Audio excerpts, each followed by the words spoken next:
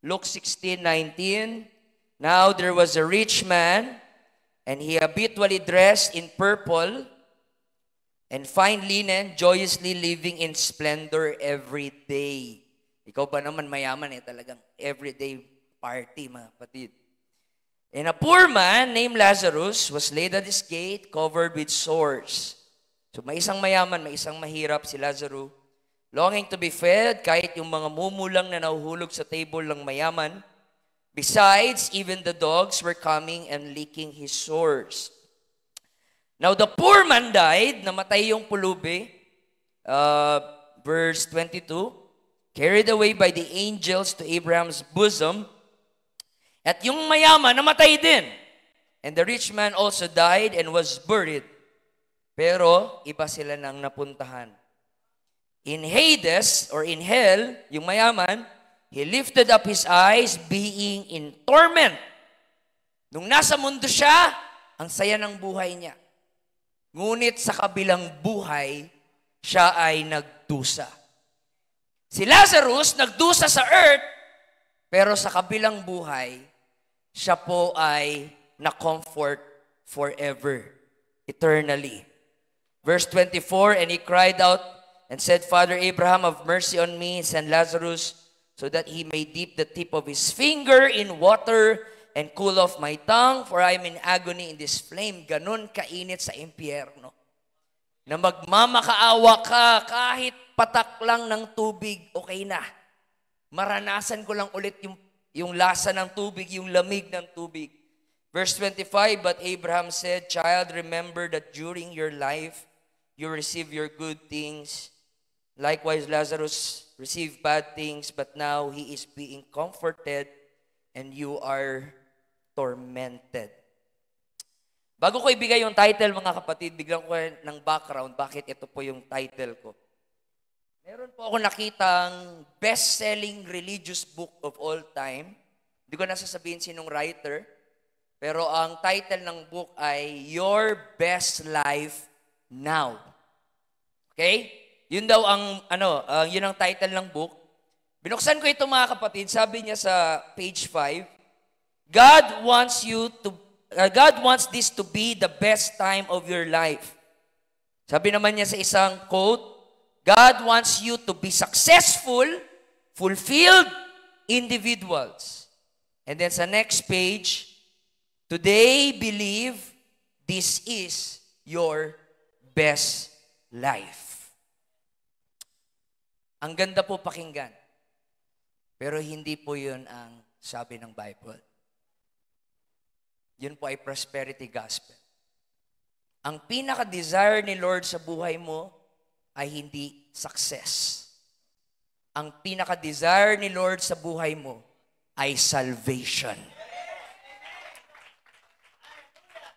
Anong saysay na successful ka sa mundo, pero sa araw ng iyong pagkamatay, tinapon ka sa impyerno, mga kapatid.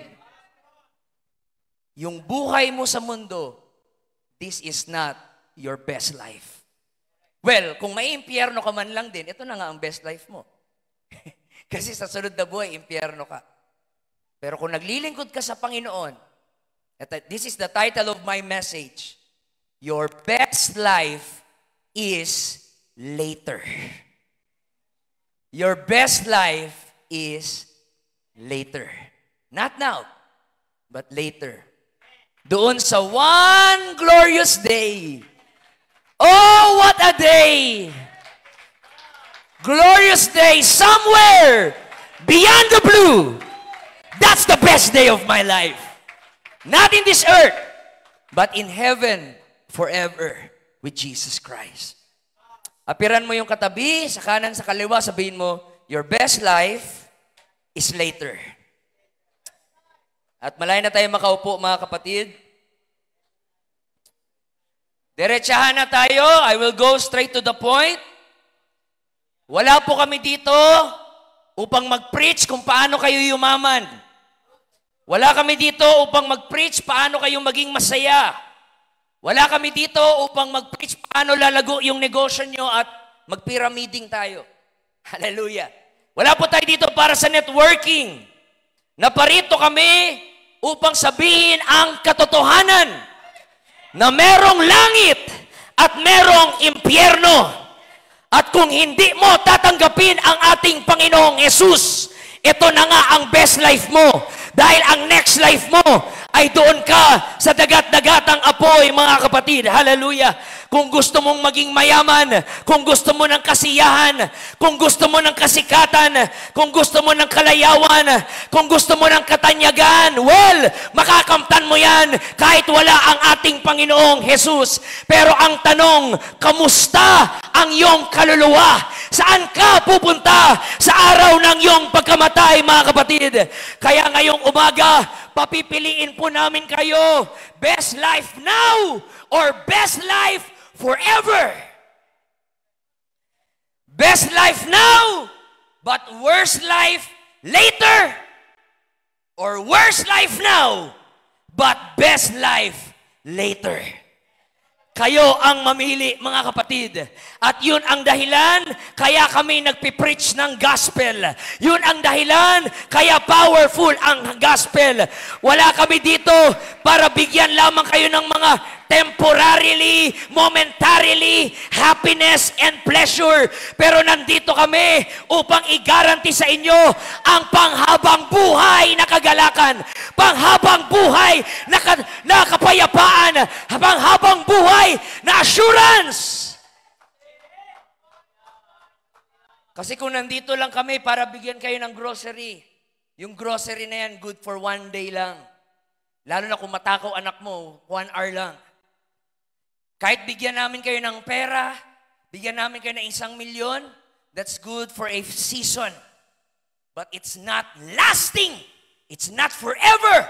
At hindi mo yun madadala sa kabilang buhay. Pero yung binibigay namin sa inyo ay panghabang buhay, mga kapatid. In this life and the life after. Hallelujah! That's why this is the good news. Ang binibigay namin sa inyo, hindi masisira, hindi kakalawangin, hindi aanayin, hindi mananakaw sa inyo. At ano yon? Salvation! Ang inaalay namin sa inyo, mga kapatid. Hallelujah! Hindi kami nagpipreach dito para pasiyahin kayo. Nagpipreach kami upang ituro sa inyo ang totoong kasiyahan. Wala kami dito para bigyan kayo ng kayamanan. Nandito kami para ituro sa inyo ang totoong kayamanan. Si Kristo ang totoong kasiyahan. Si Kristo ang totoong kayamanan. Si Kristo ang totoong kapayapaan, mga kapatid. Kaya kung gusto mo ng best life forever, paglingkuran mo si Jesus Christ, mga kapatid. Pero kung gusto mo yung pang ngayon lang, kahit wag na kayo magsimba, kahit wag na kayo makinig sa gwapong preacher na ito, mga kapatid. Magtrabaho kayo, mainom kayo ng tanduay dyan, magsigarilyo kayo, gawin nyo lahat ng kalokohan, i-enjoy nyo, kasi yan ang best life nyo sa ngayon. Pero mag-antay ka sa araw ng iyong pagkamatay, it will be a worse life. Pero sa buhay Kristiyano, maaring mahirap, maraming pagsubok, maraming bawal, maaring may mga lugar na hindi mo na pwedeng puntahan, may mga damit na hindi mo na pwedeng suotin, may mga salita na hindi mo na pwedeng sabihin, may mga tao na hindi mo na pwedeng pakisamahan. Yes, mahirap. Yes, may kasamang kalungkutan. Pero titiisin mo yung worst life now dahil excited ka sa best life forever. Choose you this day. Yung masaya ka ngayon, pero malungkot ka habang buhay, o malungkot ka ngayon, pero masaya ka habang buhay. Hallelujah. Apiran mo ulit yung katabi mo, sabihin mo, your best life is later. Tingnan niyo yung binasa natin sa Luke 16, yung mayaman at si Lazaro na mahirap. Now, linawin ko lang, mga kapatid, hindi sinasabi ni Jesus na porkit mayaman ka, impyerno ka. Okay? Hindi yun sinasabi ni Jesus. Lahat ng mayaman may impyerno. Hindi po yun. Baka mamaya pag makita kayo ng mayaman, sabihin nyo, impyerno yan, mayaman yan eh. Pero ang totoo, inggit ka lang. Kasi ikaw, baon-baon ka sa utang, mga kapatid. At hindi rin sinasabi dito ni Jesus na porket pulubi ka, langit ka. Pulubi kami, wala kaming makain. Talagang langit talaga to. Sigurado kami. Nagkasakit na yung pamilya mo, anak mo. Ayan, magsama-sama tayong magdusa. Importante, langit tayo. Hindi po yun ang tinuturo, mga kapatid, ng ating Panginoon. So huwag kayong mag-fall sa extreme. Hindi po namin sinasabi na huwag na kayong maging mayaman at hindi rin namin sinasabi maging mahirap tayo para maligtas tayo. Hindi po yun. Ang tinuturo dito ni Jesus Christ na ang best life mo ay wala sa sanlibutan na ito, mga kapatid. Ang best life mo ay wala sa mundong ito. Hallelujah! Ilang mga sikat na artista, mga politician, mga celebrity, may pera sa bangko, palasyo sikat, pero anong nangyari? Wasak ang pamilya, depressed, nagpapakamatay, mga kapatid. Pero yung kakilala ko doon sa Tatalon, Barangay Tatalon, Quezon City, taong grasa, hallelujah! Ang baho-baho, mga kapatid. Walang bahay, walang tulugan. Pero laging nakangiti. Hallelujah. Hindi po nasusukat ang buhay sa dami ng iyong pera sa bangko. Hindi nasusukat ang buhay sa dami ng iyong sasakyan. Hindi nasusukat ang buhay sa laki ng iyong bahay, mga kapatid. Hallelujah. Your best life is never in this earth. Lilipas ang mundong ito, mga kapatid. Tayo lamang ay mga estranghero sa sanlibutan na ito. Our best life is later. Our best life is in Jesus. Hallelujah. Your best life ay wala sa mundong ito. Your best life is in heaven. It is not now. It is later. Pinapalalahanan tayo ni Jesus na huwag tayong yayakap sa definition ng mundo ng success. Paano natin sinusukat ang success ng tao? Pag mayaman, di ba? Pag mayaman, wow, successful. Talagang pinagpala siya ng Panginoon. Hallelujah. Wow, may sasakyan na siya. Mahal na mahal talaga siya ni Lord, no? Malakas siya kay Lord. Kaya blines siya. Yan po ay carnal na mentality. Na sinusukat mo ang success ng tao sa status niya, sa achievement niya, sa awards niya sa mundo. Hindi po yun ang definition ng success. In Luke 12:15, ang sabi ni Jesus, mag-ingat kayo sa lahat ng uri ng kasakiman dahil ang buhay ng tao ay hindi nasusukat sa dami ng kanyang pag-aari. Your value is not determined by the material things you acquire in this world. Dito sa mundo, ganun talaga. Pag mayaman ka, marami kang kaibigan. Pag mayaman ka, maraming sip-sip na mga kamag-anak, mga kapatid. Talagang love na love ka. Pero pag pulubi ka, basura ka sa paningin nila. Basura ka sa mata nila. Hallelujah, hindi ka nila mahal, puro praying for you lang. Yun lang laging sasabihin sa iyo. Praying for you. Hallelujah. Ganon pagpulubi ka, ganon ang standard ng mundo. Pero ang sabi ni Jesus, huwag mong ida-down ang sarili mo porket hindi mo singyaman si Bill Gates, hindi mo singyaman si Elon Musk, mga kapatid. Ang value mo sa mata ng Diyos ay hindi katulad ng sukatan sa mundong ito, mga kapatid. Huwag kayong magpapadeceive. Hindi porket magara ang iyong sasakyan, mas mahalaga ka sa Diyos. Hindi porket magara ang iyong damit, mas mahalaga ka sa Diyos, mga kapatid. Hindi po yun ang definition ng success. At hindi yun ang in-offer ni Jesus Christ. Tingnan nyo ang sabi sa 1 Timothy 6:7-9, wala tayong dinalang anuman sa sanlibutan. Nung baby ba kayo, lumabas kayo, may hawak-hawak kayong camera, gadget. Hallelujah. Paglabas mo, may hawak-hawak kang passbook, mga kapatid. Nung lumabas ka sa mundo, ikaw ay hubad. Wala kang dala-dala kundi ang sarili mo. At ang sabi ni Pablo, wala rin tayong madadalang anuman pag-alis dito. Kahit pako ng bahay mo, hindi mo madadala. Kahit may malaki ka pang lupa, ektarya-ektarya, hindi mo yan madadala sa kabaong mo, mga kapatid. Wala akong taong nakita na mamamatay na, akin na yung pera ko, akin na yung sasakyan ko. Hindi, mga kapatid. Lahat, pamilya nila ang hinahanap nila. Dahil yun ang pinaka-importante. Kaya ito ang sabi ni Pablo, kaya dapat tayong masiyahin kung tayo'y may pagkain at pananamit. Ang totoo palang kayamanan, Pastor Gids, ay wala sa pera, sa bangko. Ang totoong kayamanan ay maging kontento kay Kristo, mga kapatid. Kontento na tayo na meron tayong nakakain. Kontento tayo na meron tayong nasusuot. Yun ang totoong kayamanan. Tingnan nyo ang sabi ni Pablo, dahil yung mga nagnanasang yumaman ay nahuhulog sa tukso at nasisilo sa bitag ng mga masasama at mga hangal na hangarin na nagtutulak sa kanila sa kamatayan at kapahamakan. Sa ilang years na natin sa ministry, Pastor Gids, Pastor Tinoco, wala tayong kilalang kapatiran na na-backslide sa hirap ng buhay. Mas lalong naghirap yung buhay, lalong nagsimba. Devotion pa lang, iyak na ng iyak. Dahil sa sobrang hirap ng buhay, daming pagsubok. Pero lahat ng mga na-backslide na kilala natin, na-backslide nung pinagpala. Nung lumago na yung negosyo. Hallelujah. Nung dumami na yung ari-arian, nung nanganak na yung baboy niya, mga kapatid, nakalimot na sa ating Panginoon. Kaya ang sabi ng Biblia, huwag niyo sobrang hangarin ang kayamanan. Maraming nagkakasala dahil sa kayamanan. Dahil may pera sila, nakapambabae sila. Dahil may pera sila, gumagawa ng mga illegal na bagay. Dahil hindi nakokontento sa kayamanan nila. Your best life is not here in this earth. Your best life is not in the things of this world. Your best life is coming, and that is in Jesus Christ alone. Sino pa gustong yumaman?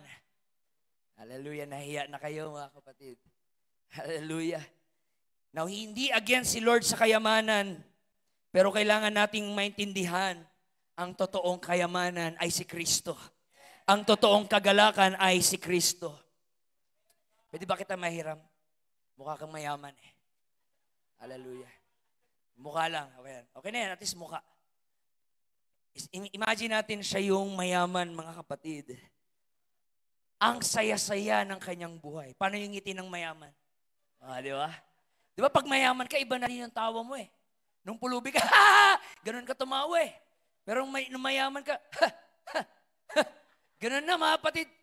Parang kada pitik, dolyar eh. Ganun na yung tawa ng mga mayaman, mga kapatid. Hallelujah. Sabi ni Kristo, tingnan nyo yung mayaman. Araw-araw daw siyang nagpa-party. Ikaw ba naman mayaman, mga kapatid? Araw-araw party. Araw-araw lechon. Araw-araw may pizza. Araw-araw may donut. Araw-araw may dinuguan. Araw-araw may balot, mga kapatid. Ang saya ng kanyang buhay. The Bible says, he lived in splendor every day. At ang sabi pa ng Bible, mga kapatid, lagi siyang nakasuot ng purple. Nung panahon ng ancient time, mga kapatid, ang mga mayayaman lang ang nakakasuot ng purple. Kaya ang purple ay nagsisimbolo ng wealth. And the Bible says, yung kanyang damit ay araw-araw naka-purple. Pinapagpag Chanel. Hallelujah. Dior. Hallelujah.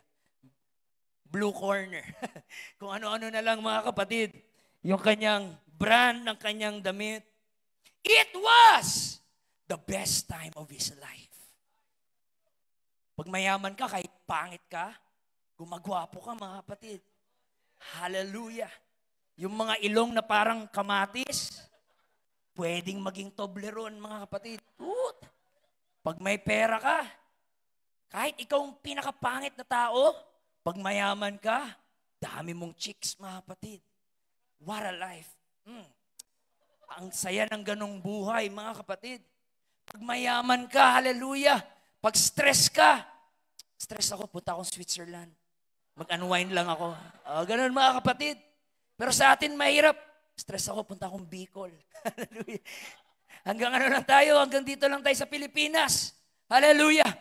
Yung mga mayayaman, may yate, may sariling private airplane, private jet. It was the best time of his life. Sobrang saya ng ganong buhay. Sinong gusto ng ganong buhay? Daming sinungaling dito, mga kapatid. Mga mukha nyo, halatang mukhang pera mga kapatid. Hindi lahat ng pera may mukha, may mga Hallelujah, may mga taong mukhang pera talaga, mga kapatid. Ako gusto ko yung ganun. Gusto kong maging mayaman, mga kapatid. It was the best time of his life. Ikaw muna si Pulubi. Kasi parang nagugutom ka na eh. Upo ka dito. Luhod ka, upo ka. Yan. Hindi, dyan talaga sa sahig. Ang arte ng mahirap na to. Yan. Tingnan niyo si Lazaro, mga kapatid. Hallelujah, ang sabi ng Bible, wala siyang makain. Yung mga aso, dinidilaan yung sugat niya. Kadiri siya. Wala siyang ligo. Wala siyang bahay. Ang baho niya amoy putok, mga kapatid. Puro bakterya ang katawan niya. Kahit mga mumulang na nahuhulog sa lamesa ng mayaman na to, hindi siya nakakain, mga kapatid. Kawawa si Lazaro. Walang magandang damit. Walang magandang buhay, mga kapatid. Hallelujah. Pulubi, laging gutom. Puro sugat ang katawan. Mabaho! It was the worst time of his life. Kung tanungin ko kayo, huwag kayong magsinungaling, nasa church tayo. Anong buhay ang gusto nyo? Buhay ng mayaman na ito? Na mabibili niyang gusto niyang bilhin? Makakain sa gusto niyang restaurant? Or buhay ni Lazaro? Alam natin, huwag tayo magsinungaling. Ayaw natin yan. Iyak, kadiri. Ito ang gusto ko. Yung buhay ng mayaman, mga kapatid. Pero tingnan mo nga naman ang buhay, yung tadhana ng buhay. Sabay silang namatay. Yun ang problema eh. Kahit gaano ka kayaman, mamamatay ka pa rin, mga kapatid. Kahit gaano ka kasikat, mamamatay ka pa rin. Kahit gaano ka kasama, mamamatay ka pa rin. Kaya nga sabi ni Pastor Mario, pag may mga masasamang tao kakilala nyo, huwag nyo nang awayin. Antayin nyo na lang mamatay. Mamamatay din yan. Pag may kilala kayong masama sa UPC, huwag nyo nang siraan. Mamamatay din yan, mga kapatid. Antayin nyo lang. Hallelujah. Sabay silang namatay. Ang galing niya. Si Lord, grabe yung humor niya eh. Sobrang pulubi, sobrang yaman. Pares din pala patay, mga kapatid. Hallelujah. And watch, nung namatay si Lazaro, hallelujah, higa ka. Yan, yung parang patay. Ibigyan na lang kita ng offering, maya. Nung namatay si Lazaro, mga kapatid, walang nagburol sa kanya. Walang kabaong. Walang naghanda ng mga fudgy bar, mga kape. Wala, mga kapatid. Hallelujah. Walang nangyaring burol. Nung nakita yung patay niyang katawan namatay sa gutom, ganun mo, talagang namatay sa gutom talaga. Namatay sa gutom, mga kapatid, tinitignan lang siya doon at nilalagpasan lang siya. Ang ganyan iba, ano ba to? Ang baho naman nito. Sinipa lang yung kanyang katawan na parang patay. Ba't ito? Tigas ng katawan. Ganun ka rin, gilid ka rin. Makisama ka. Yan. Yan. Parang patay na aso, mga kapatid. Yung kanyang buhay. Tayo ka na. Ay, upo ka na. Baka malamigan likod mo. Ganon yung pagkamatay ni Lazaro. Kahit yung pagkamatay niya, worse. Kahit yung pagkamatay niya, walang may paki sa kanya. Pamilya niya, kinalimutan na siya. Kaibigan niya, wala na nagmamahal sa kanya. It was the worst day of his life. Pero nung namatay yung mayaman, mamahalin yung kanyang kabaong. Galing St. Peter, siguro yun, mga kapatid.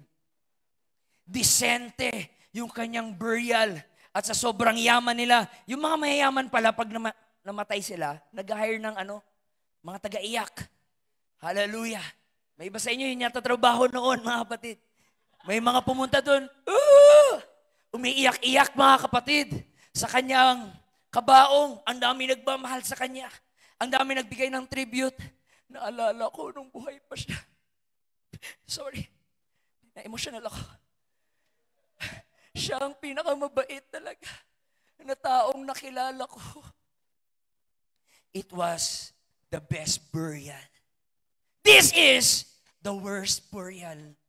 At sa kabubuhan natin, pwede nating sabihin, mahal talaga to ng Diyos. Siya, hindi siya mahal ng Diyos.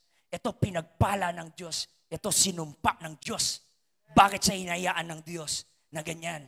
Pero wag ka nung araw ng pagkamatay ni Lazaro, mga kapatid. Hallelujah!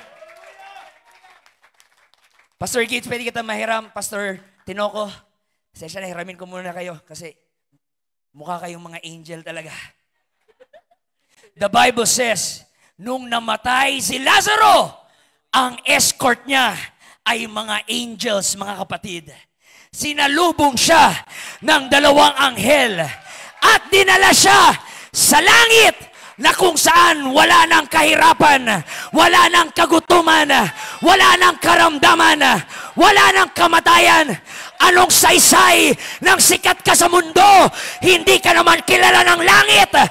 Pero siya, hindi siya kilala ng mundo, pero kilala siya ng langit. Anong saysay na yung pangalan mo nasa social media, nasa TV, nasa internet, pero wala naman sa aklat ng buhay. Walang kwenta ang lahat ng yon.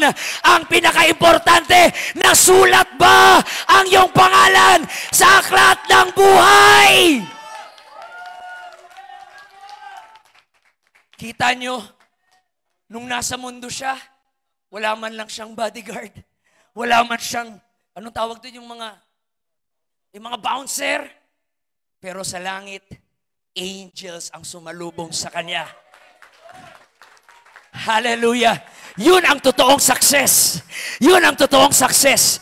Pag nasulat ang pangalan mo sa aklat ng buhay, bahala na, hindi tayo sikat sa UPC. Bahala na, hindi tayo makikilala sa General Conference. Bahala na, hindi tayo kilala sa mundong ito. Ang importante, nakatala ang iyong pangalan sa aklat ng buhay. Hallelujah! Kala mo ikaw naman dito. At dalhin niyo siya sa langit. Sa langit na siya. Ikaw na dyan.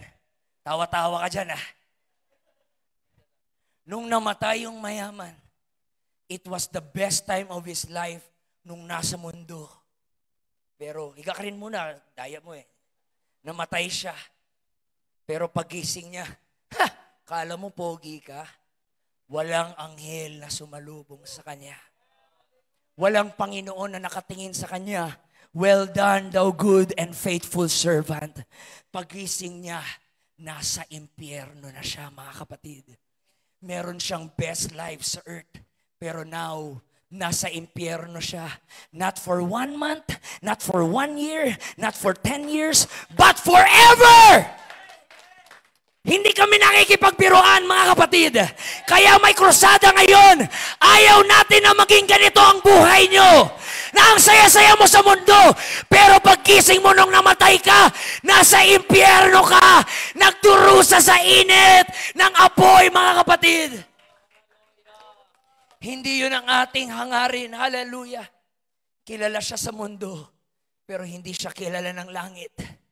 Tanyag siya sa mundo, pero hindi siya tanyag sa langit. Mamili ka ngayon, mga kapatid, yung best life ngayon sa mundo o yung best life doon sa kalangitan. And I declare in the name of Jesus, now is the day of your salvation. Ngayon ang araw na makakatanggap kayo ng kaligtasan. Hallelujah, hallelujah. Gumising siya, mga kapatid. Nasa impyerno. Tingnan nyo, nabaliktad na yung kalagayan nila. Nung nasa mundo, ito maraming pagkain, ito walang makain. Pero sa kabilang buhay, ito nagdurusa, ito nagpipiesta. Nung nasa mundo, ito ang nasa labas, ito ang nasa loob, siya ang nasa labas. Pero sa kabilang buhay, siya ang nasa loob, ito ang nasa labas. Nung nasa mundo, ito ang nasa itaas, siya ang nasa ibaba. Pero sa kabilang buhay, siya na ang nasa ibaba, ito na ang nasa itaas. May mga mahuhuli na mauuna at may mga mauuna na mahuhuli. I believe, Pastor Gids, yung mga sinasamba niyo, mga artista dito sa mundo, yung mga Jungkook, Taeyong, yung mga kinikilig-kiligan nyo, hallelujah, yung mga Sila Marcos, mga taong hinahanga nyo na konti na lang sambahin nyo, pagdating sa langit, baka hindi sila kilala. Pero sa kabilang buhay, yung mga pastor na maaring nangangaral sa bukid, walang nakakakita sa kanila. 3 lang yung kanilang membro. Hallelujah! May iba pinersecute pa ng NPA. Yung mga pastor na nasa isla na walang nakakakitang camera, walang nakakalagay sa social media ng ginagawa nila. Pagdating natin sa langit, sila ang kilala doon! Sila ang tanyag doon! So we are not here to offer the best life now. We are here to offer the best life later. Palakpakan natin ang Panginoon. Thank you, sir. So mamili ka, mga kapatiran.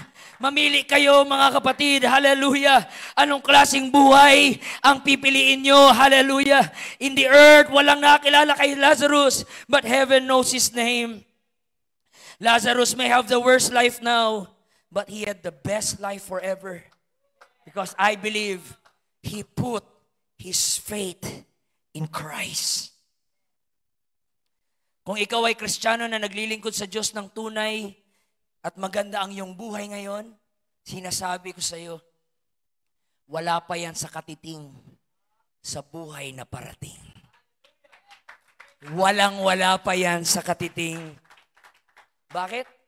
The Bible says, no eye hath seen, no ear has heard, no mind has conceived what God has prepared to those who love Him. Wala pang nakaka-imagine gaano kaganda yung buhay na parating na hinanda ng Diyos sa atin.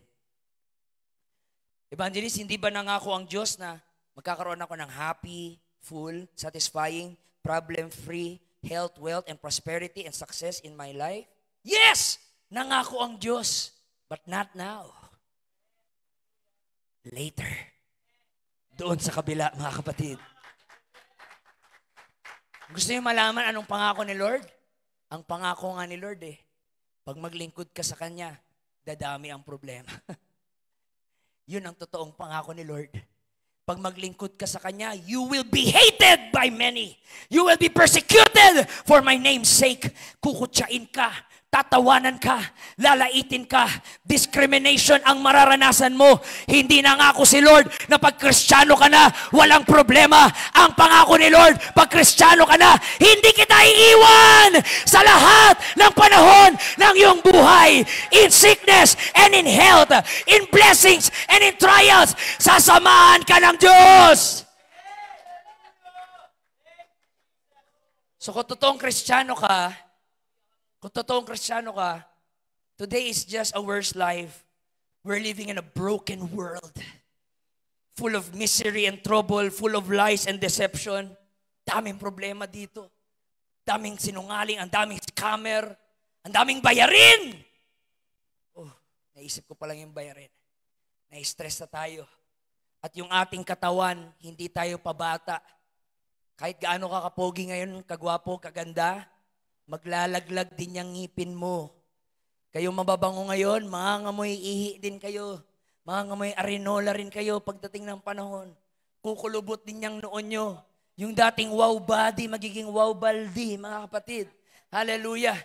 This life in earth is just getting worse. Huwag mo na expect na porket Kristiyano ka, hindi ka magkakasakit. Porket Kristiyano ka, hindi ka maaksidente. Porket Kristiyano ka, hindi ka magkakaroon ng problema.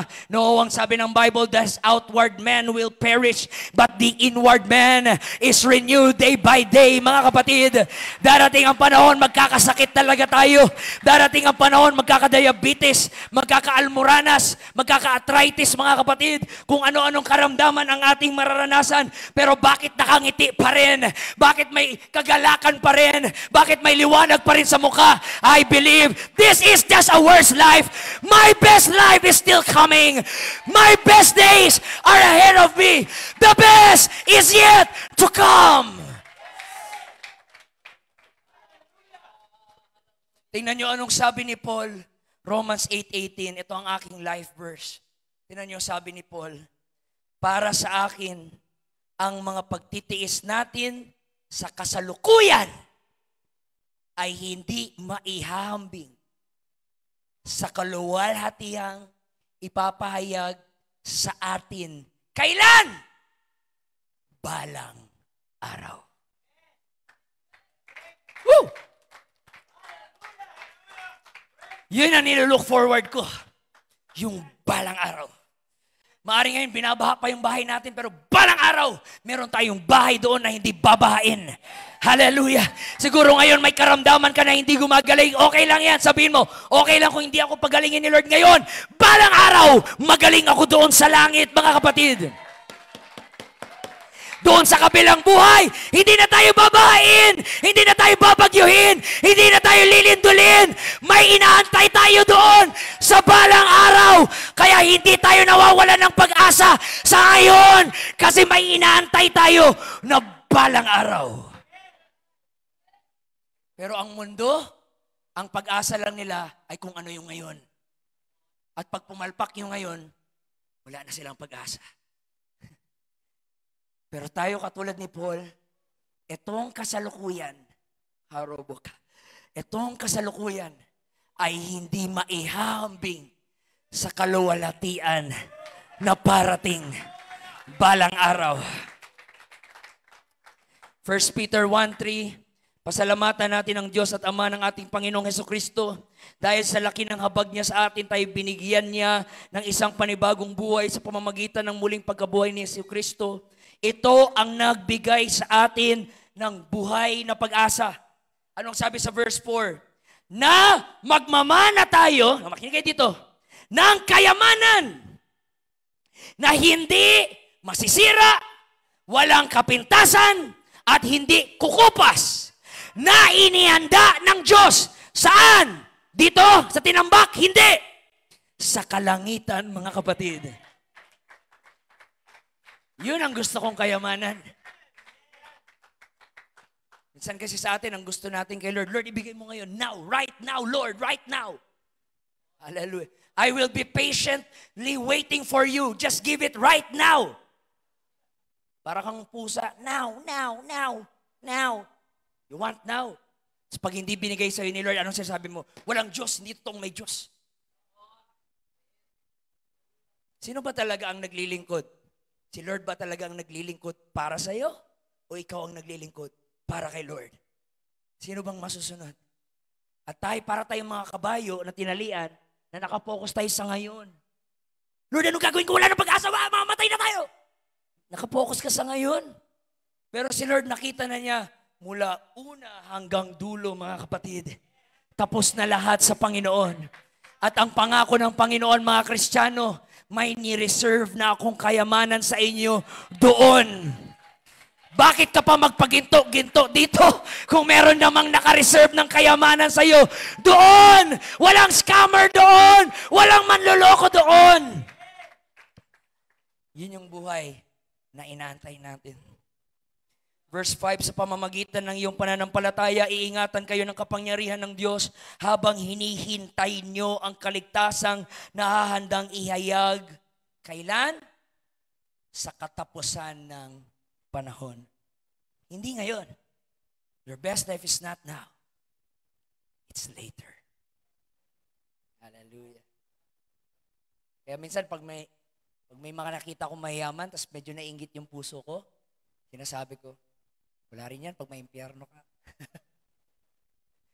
Pero tayo, hindi man tayo kayamanan, katanyagan ng mundo, mas pinaghahandaan natin yung kabilang buhay. Yung buhay na walang hanggan.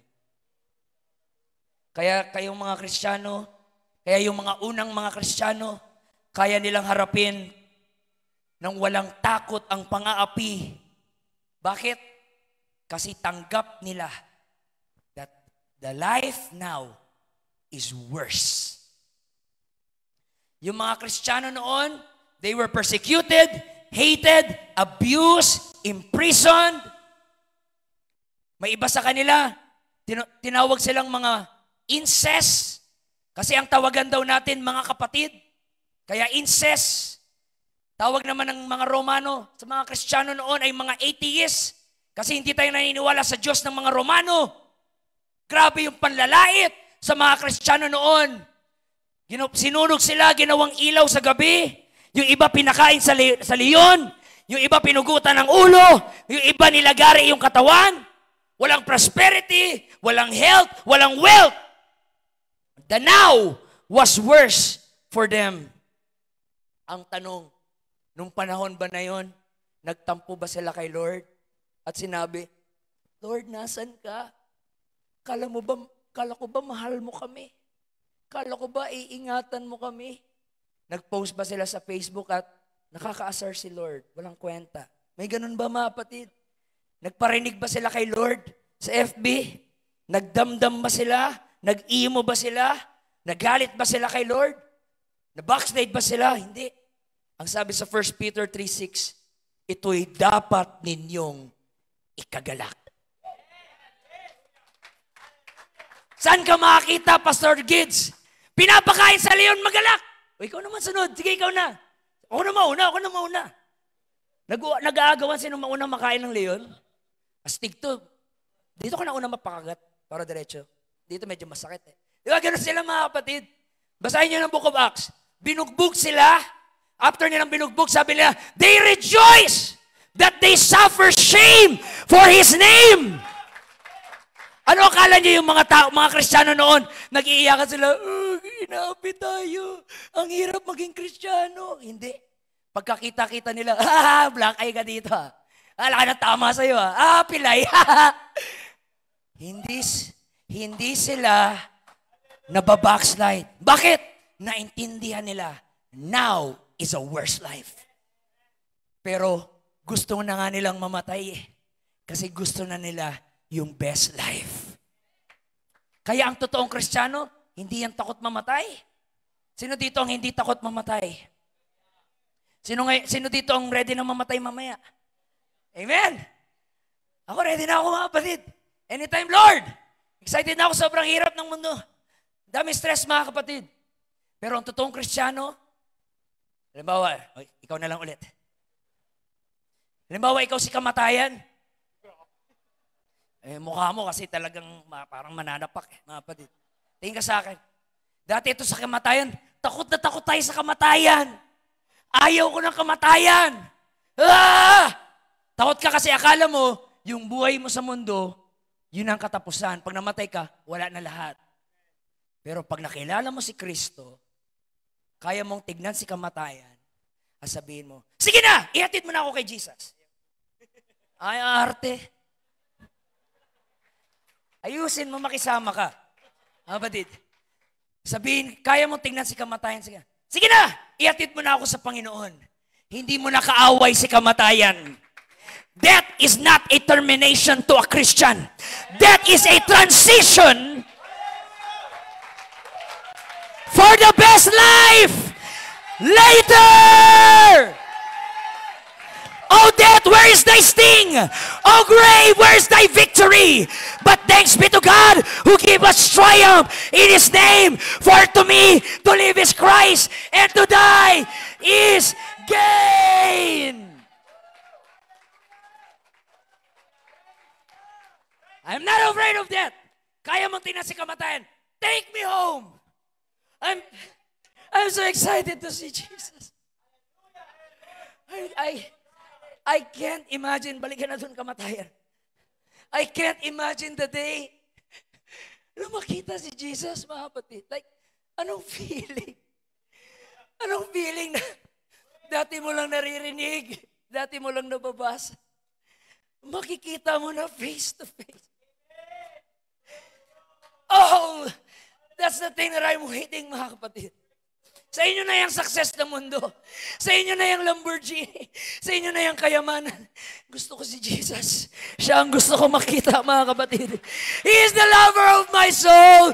He is my everything. He is better than sunshine. He is better than the rain. He is better than my oxygen. He is better than the food I eat, the water I drink. He is my all. I can't imagine that. Makita mo na si Jesus face to face, like, ready ka ba nun? Hallelujah, siguro ako pag makita ko si Jesus palakad na, OMG! Oh my God! Hindi ko alam anong i-react ko, mga kapatid. Pag makita ko si Jesus. Sa artista nga lang makita natin parang, ay, si Pacquiao, oh my God! Eh, Pacquiao lang yan, mga kapatid. Naalala ko, nakinig ako sa preaching ng isang mega church pastor. Laki ng church niya. Yung artista sa Passion of the Christ na gumanap ng Jesus, nagsimba doon, si Jim Caviezel. Umupo doon sa harap. Eh dahil lagi siya nanonood ng Passion of the Christ, ang paningin niya, si Jesus. So sobra siyang na-pressure na parang feeling niya, si Jesus, nakikinig sa kanya. At pagkatapos niya pang mangaral, gumanon pa daw si Jim Caviezel. Well done. Good preaching. Sabi daw nung artista. Halos mangiyak-ngiyak daw siya eh. Nasabihan siya nung gumanap ng Jesus na, well done. Artista pa lang yun. Ano pa kaya pag yung totoong Jesus na? Kaya mga bisita, this is the best moment for you na makilala natin ang ating Panginoong Jesus. Hallelujah. Even the worst now, they rejoice because they are looking for that one glorious day. You can endure the pain in the present if you always have hope in the future. Sabi sa verse 8, 1 Peter 3:8, hindi nyo siya nakita, ngunit inibig nyo siya. Hindi nyo nakita, pero sumampalataya kayo. Bakit? They are convinced the best life is later. Hallelujah. Yun ang best life. Mga panauhin, mga bisita, this is my challenge to you. Ano ang saysay ng best life mo kung ang next life mo ay impyerno? Sa impyerno, merong weeping and gnashing of teeth. Sobrang init doon. Katulad ng mayaman, nagmamakaawa siya kahit patak lang ng tubig. Matutulad ka kay Esau in Hebrews 12:17 in NLT. When he wanted his father's blessing, he was rejected because it was too late for repentance, even though he begged with tears. Pagdating mo sa impyerno, magmamakaawa ka with matching iyak-iyak pa. Lord, please, give me one more chance. But it is too late. Kasi mas pinili mo yung best life now kaysa sa best life later. Kaya ang sabi ni Jesus, Matthew 6:19-20, huwag kayong mag-impok ng mga kayamanan dito sa lupa. Dito'y may naninirang insekto at kalawang at may nakakapasok na magnanakaw. Verse 20, sa halip, mag-impok kayo ng kayamanan sa langit. Dooy walang naninirang insekto at kalawang at walang nakapasok na magnanakaw. Doon daw tayo mag-impok ng kayamanan. James 2:5, dinggin ninyo mga minamahal kong kapatid, hindi baga pinili ng Diyos ang mga dukha sa sanlibutan, ito upang maging mayaman sa pananampalataya. 1 Timothy 6:19, sa gayon, makakapag-impok sila para sa matatag na hinaharap at makakamtan nila ang tunay na buhay.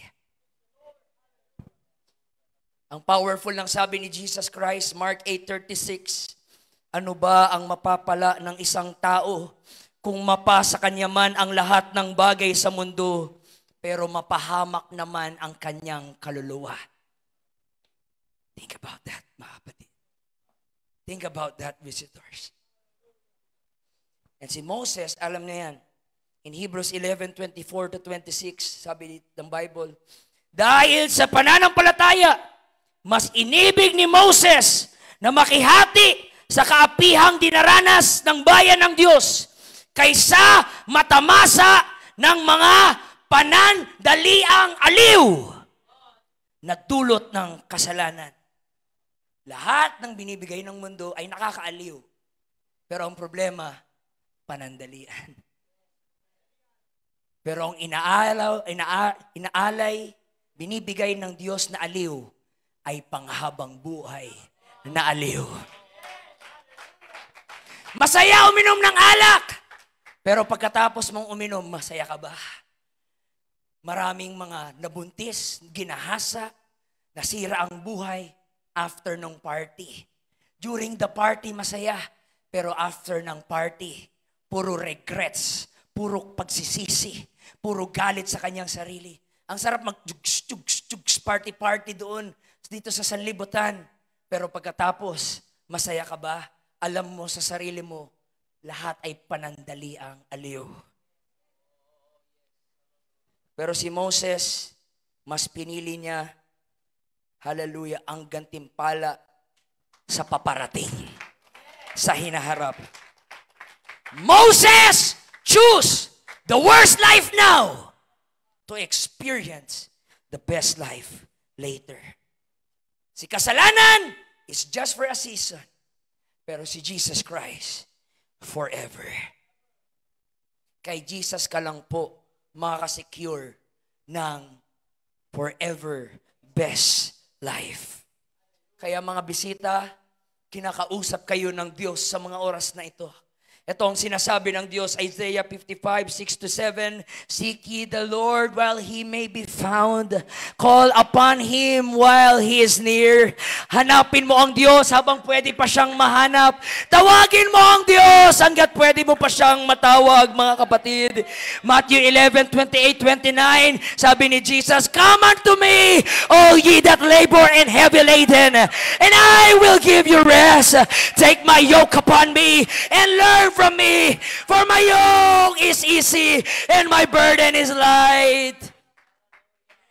John 7:37, umiyak si Jesus, tumayo sa tao. At ang sabi ni Jesus, If anyone thirsts, let him come. Sino mang nauuhaw, lapit kayo sa akin. Dahil si Jesus lang ang kayang magbigay ng guarantee na ikaw ay magkakaroon ng best life forever. Mga bisita, pag manampalataya ka ngayon kay Jesus, magsisi sa iyong mga kasalanan at magpabautismo sa pangalan ni Jesus, kung magra-rapture mamaya, I guarantee you, makakasama ka sa rapture. Huwag naman sana kung mamamatay ka mamaya, pero nabautismohan ka at nakatanggap ka sa Panginoon, mapupunta ka sa langit, mga kapatid. Dahil hindi ikaw ang magdadala sa langit. Ang iyong pagsunod kay Kristo ang magdadala sa iyo sa langit. Sinong excited sa kanilang best life later? Last verse, mga kapatid, Revelation 21.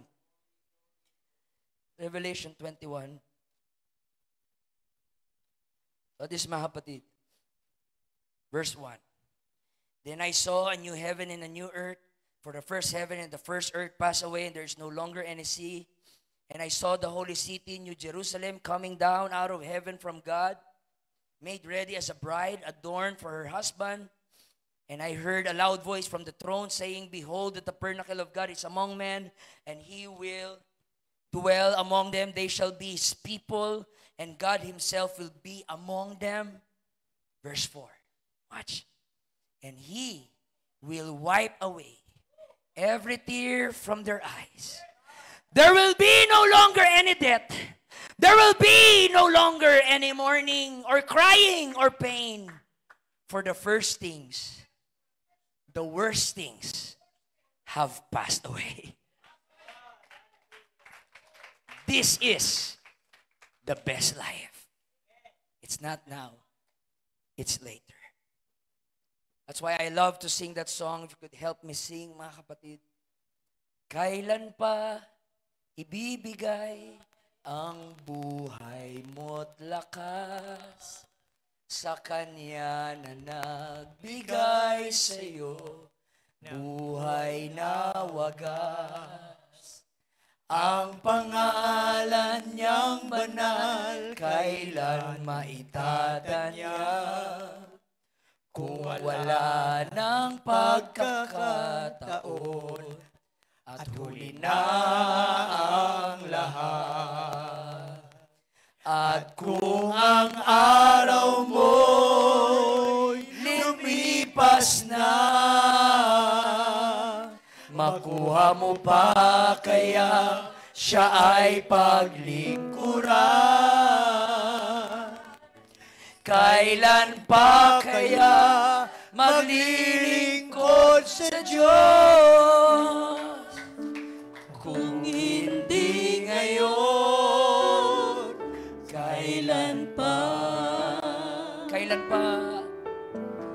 Kailan pa ibibigay ang buhay mo't lakas? Antayin mo pa ba na maimpyerno ka? Saka mo sasabihin, sana naniwala ako sa iyo, Lord. Sana nakinig ako. Antayin mo pa ba na may masamang mangyari sa buhay mo? Saka ka lalapit sa Diyos? Antayin mo pa ba na huli na ang lahat? Mga kapatid, ngayon ang tamang panahon. Hikandarayan, dorololobog ko sa makuha mo pa kaya siya ay paglingkuran. Habang may oras pa, kailan pa kaya tanggapin mo ang Panginoon. Habang may pagkakataon pa, tanggapin mo na ang Panginoon.